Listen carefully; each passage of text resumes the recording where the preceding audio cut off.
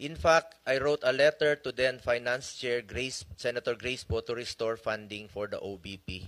Nakakalungkot lang po na hindi ito napagbigyan. Majority rules dito at minsan po'y small bycam po ang nagdi-decide.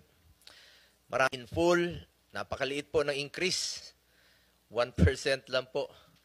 Pero alam naman natin na marami pong matutulungan. Kung pwede lang po, Mr. Chair, kung allowed po ito, bawasan po ang budget ko sa opisina sa Senado. Kahit konti, ilagay na lang po sa OBP.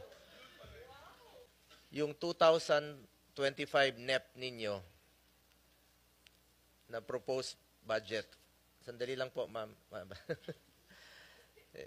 Gusto ko lang i-share po sa inyo. 2025,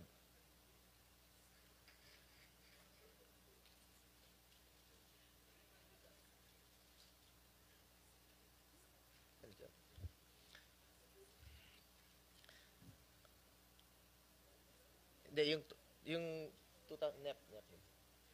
Saan na yan? Ayun. Yung 2025 na NEP ninyo,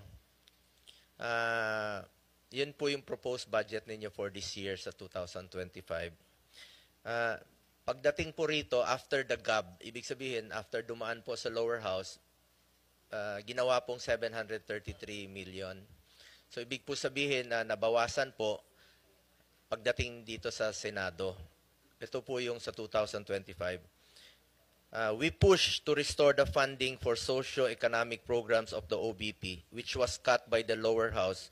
Dahil alam natin na malaking tulong po ito sa mahalagang programa po ng OBP na may direktang benepisyo sa ating mga kababayan. From the proposed 2 billion in the NEP, the OBP only received 733 million in the 2025 GAA. Hindi po napondohan at binawasan po ang pondo sa mga programa na pangtulong po sa ating mga kababayan. In fact, I wrote a letter to then Finance Chair Senator Grace Poe to restore funding for the OBP. Nakakalungkot lang po na hindi ito napagbigyan. Majority rules dito at minsan po'y small bycam po ang nagdi-decide. Marami po sanang matutulungan ito kung na-approve po itong budget. Ma'am, ayan po yung sulat ko for yung last year po. Sa totoo lang po, inihalal po ang Vice President hindi lamang para umupo sa pwesto at maging spare tire. Inihalal po siya para maging working Vice President para maglingkod at tumugon sa pangangailangan ng ating mga kababayan.